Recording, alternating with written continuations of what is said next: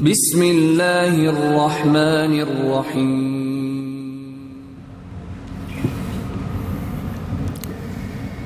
Innal hamdalillah nahmaduhu wa nasta'inuhu wa nastaghfiruh wa na'udzu billahi min syururi anfusina wa min sayyiati a'malina may yahdihillahu fala mudhillalah wa may yudlilhu fala hadiyalah.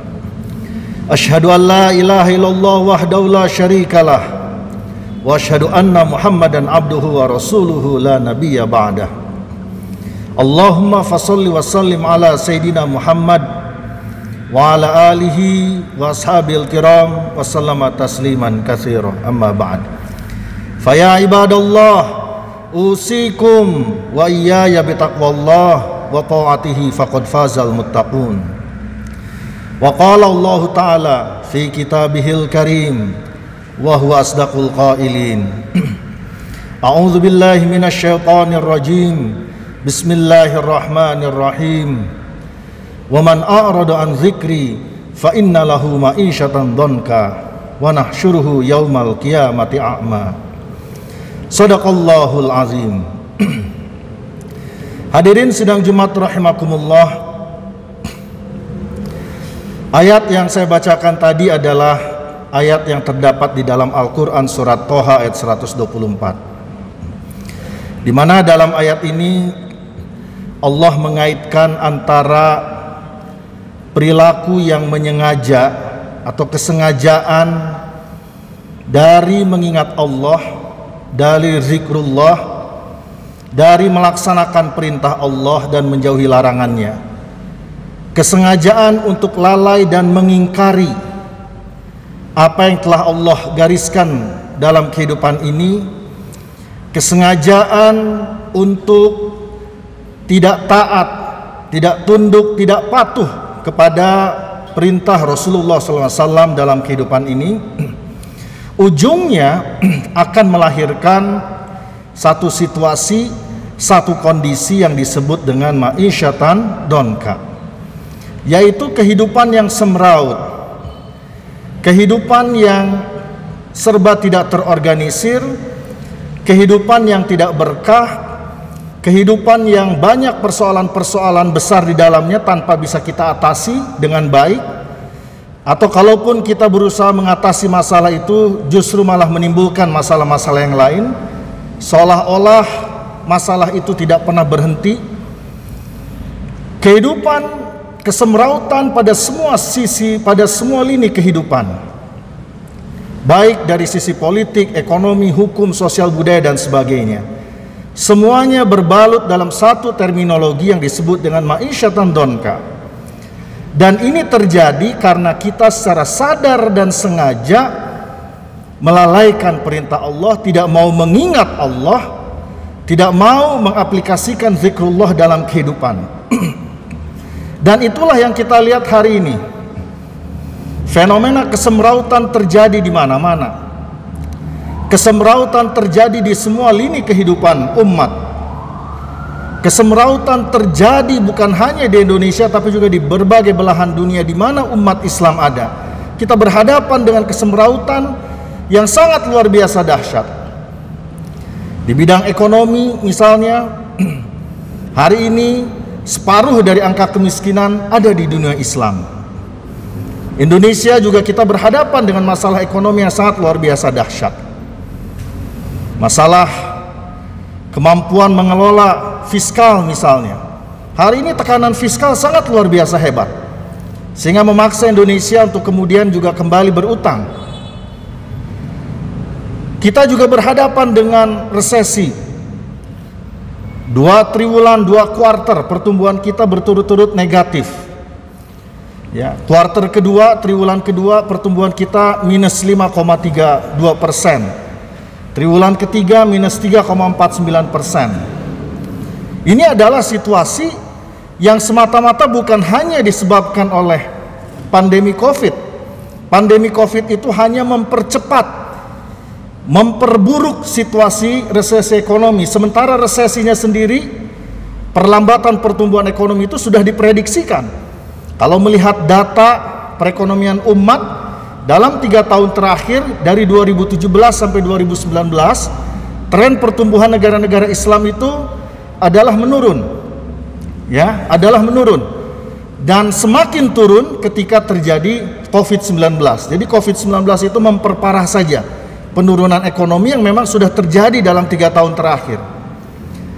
Dan beragam cara kita lakukan untuk memperbaiki. Tetapi sayangnya solusi-solusi yang ditawarkan itu tidak didasarkan kepada ketentuan Allah dan Rasulnya, hanya didasarkan kepada nalar cara berpikir kita saja, mengabaikan apa yang menjadi tuntunan di dalam Al-Quran, sehingga situasinya adalah seperti sekarang. Kesemrautan ada di mana-mana. Situasi yang kita hadapi sangat berat. Ya, demikian pula dari sisi sosial, dari sisi hukum, dari sisi budaya. Nah, karena itu hadirin sidang Jumat rahimakumullah, agar kita bisa keluar dari situasi kesemrautan ini, maka tidak ada cara, tidak ada jalan buat kita untuk kembali, bagi kita merefresh kembali pemahaman agama kita. Dan mari kita lihat bagaimana sesungguhnya dulu Rasulullah membangun kekuatan umat ini. Bagaimana Rasulullah bisa mengatasi situasi krisis ekonomi, mengatasi embargo ekonomi, mengatasi tekanan secara politik, ancaman secara militer, kemudian ujungnya melahirkan satu peradaban yang luar biasa. Dan Madinah adalah sumber peradaban yang kemudian pengaruhnya sangat luar biasa terhadap kehidupan manusia, bahkan sampai hari ini. Nah, karena itulah buat kita penting untuk kembali merunut apa yang sudah dilakukan oleh Rasulullah di dalam membangun kekuatan umat, di dalam membangun kekuatan masyarakat. Ini harus kita jadikan sebagai referensi, karena kalau tidak, solusi apapun yang kita tawarkan ujungnya akan menimbulkan persoalan yang lain. Semua pilihan-pilihan kebijakan kalau tidak memiliki dasar ilahi yang kuat, kalau tidak memiliki dasar dari referensi Al-Quran dan Sunnah yang kuat, ujungnya kebijakan apapun juga akan melahirkan kebingungan-kebingungan, akan melahirkan masalah-masalah lanjutan. Dan itu yang kita lihat hari ini. Menghadapi situasi ekonomi sudah didorong, diciptakan berbagai formula untuk mengatasinya, tapi ujungnya tidak melahirkan perbaikan-perbaikan yang signifikan. Yang ada justru malah situasinya semakin berat. Ya. Nah, karena itulah hadirin sidang Jumat rahimakumullah, kita harus mengembalikan kembali kepada ajaran agama kita. Dalam membangun kekuatan ekonomi misalnya, maka yang harus kita lakukan adalah bagaimana kita mengembangkan ekonomi yang sesuai dengan Al-Quran. Bagaimana misalnya kita mengembangkan sektor real, bisnis yang sejalan dengan tuntunan Al-Quran, yang sejalan dengan tuntunan sunnah Rasulullah SAW. Karena ternyata banyak di antara umat ini yang tidak menyadari bahwa ternyata potensi pengembangan ekonomi yang sesuai dengan Al-Quran hari ini sangat luar biasa. Di saat ekonomi mengalami tren penurunan, justru institusi-institusi yang membawa nama syariah ini mengalami peningkatan. Bahkan potensinya semakin besar, sehingga sekarang banyak negara yang berusaha untuk men-switch kebijakannya untuk mengambil kue ekonomi syariah untuk kepentingan dirinya masing-masing. Industri halal misalnya, dari data kajian dari Dinar Standard yang dituliskan di dalam buku The State of Global Islam Economy Report, ternyata tekanan terhadap industri halal itu hanya terjadi secara sesaat. Jadi tren dari tahun 2016 industri halal itu terus tumbuh rata-rata 12-15%. Mengalami stagnasi di tahun ini, tetapi insya Allah akan segera mengalami recovery. Jadi mulai dari kuartal keempat, triwulan keempat dan seterusnya itu kembali akan tumbuh. Ya, tumbuh dengan kecepatan yang luar biasa. Nah, sekarang pertanyaannya, apakah kita mau memanfaatkan perkembangan industri halal ini? Ya, jadi ternyata makanan halal itu bukan hanya sekedar kita memenuhi kebutuhan, tapi juga di situ ada potensi dan peluang ekonomi yang sangat besar. Diperkirakan angkanya itu sampai 1,9 triliun dolar. Jadi hampir 2 triliun dolar, hampir 28.000 triliun rupiah. Nah, kalau umat ini menyadari pentingnya untuk memanfaatkan peluang industri halal, katakan kita mengambil pangsa 10% saja, itu akan sudah sangat luar biasa. Apalagi kalau bisa lebih besar lagi, 20%, 30%. Berapa ribu triliun yang bisa kita nikmati kalau kita semua menyadari pentingnya untuk mengembangkan industri halal. Demikian pula kekuatan yang lain yang juga dahsyat, yaitu kekuatan zakat dan wakaf. Bisa dibayangkan umat ini kalau memiliki semangat berbagi. Semangat berbagi itu selain memiliki implikasi secara ruhiyah, juga memiliki implikasi yang luar biasa terhadap kekuatan sosial ekonomi umat. Betapa banyak sekarang peluang-peluang, ruang-ruang kalau kita semua mau berbagi. Memang ekonomi memberikan tekanan luar biasa. Sebagian masyarakat kita kembali terlempar ke garis kemiskinan. Angka kemiskinan diperkirakan naik dari 26 juta sekian menjadi 30 juta sampai akhir tahun ini.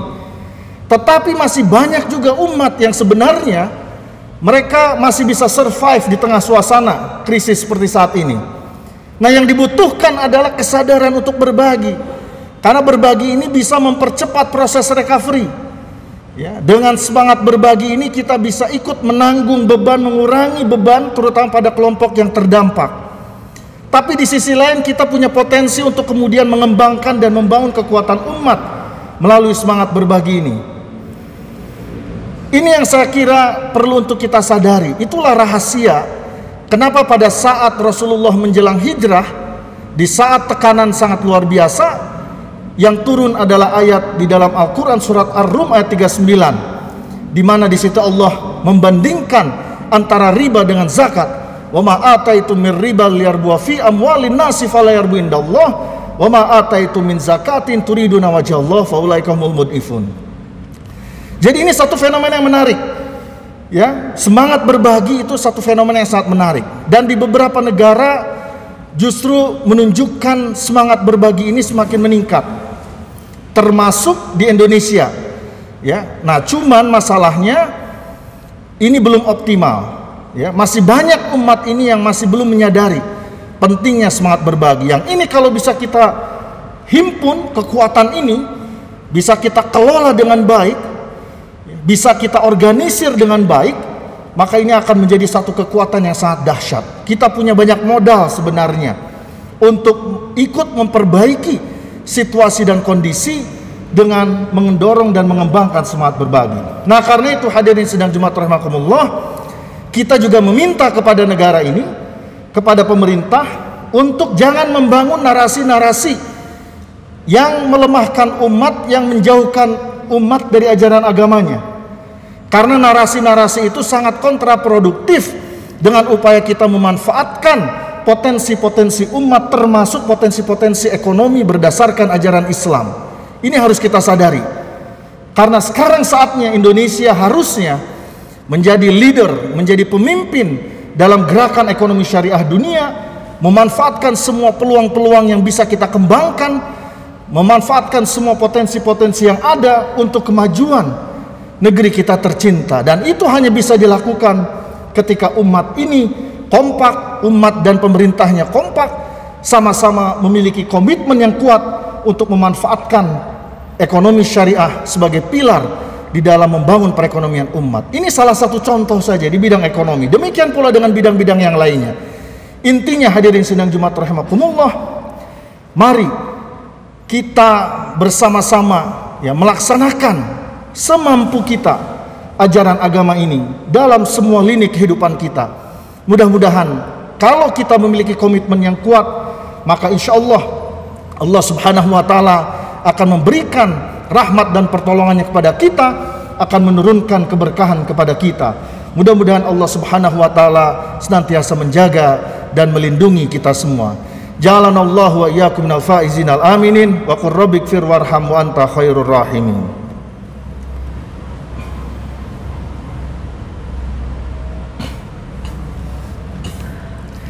Alhamdulillah, Alhamdulillahillazi arsala rasulahu bil huda wa dinil haq liyuzhirahu 'alad dini kullihi wa kafa billahi syahida.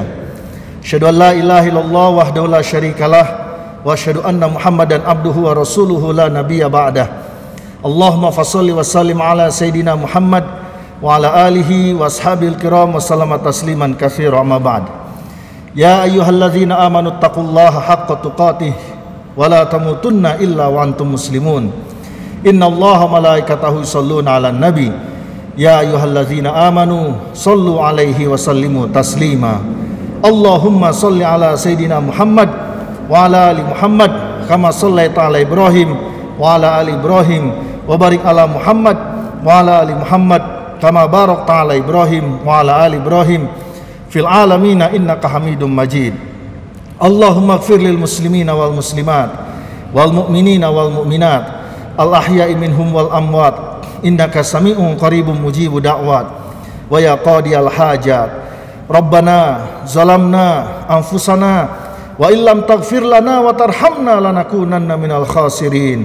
Allahumma ij'alna min ibadikas salihin waj'alna min ibadikas syakirin waj'alna min ibadikal muttaqin waj'alna min ibadikal mukhlasin waj'alna min ibadikal muhsinin waj'alna min ibadikar rasyidin. Allahumma inna na'udzubika minal barasi wal jununi wal juzami wa min sayyi'il asqam wa na'udzubika min COVID-19. Rabbana taqabbal minna innaka antas samiul alim wa tub alaina innaka antat tawwabur rahim. Rabbana atina fid dunya hasanah wa fil akhirati hasanah wa qina adzabannar. Sallallahu ala sayidina Muhammad. Subhana rabbika rabbil izzati amma yasifun wa salamun alal mursalin walhamdulillahi rabbil alamin. Ibadallah, innallaha ya'murukum bil adli wal ihsan wa ita'i dzil qurba wa yanha 'anil fahsya'i wal munkari wal baghi ya'idzukum la'allakum tadhakkarun wa la dzikrullahi akbar. Aqimis shalah.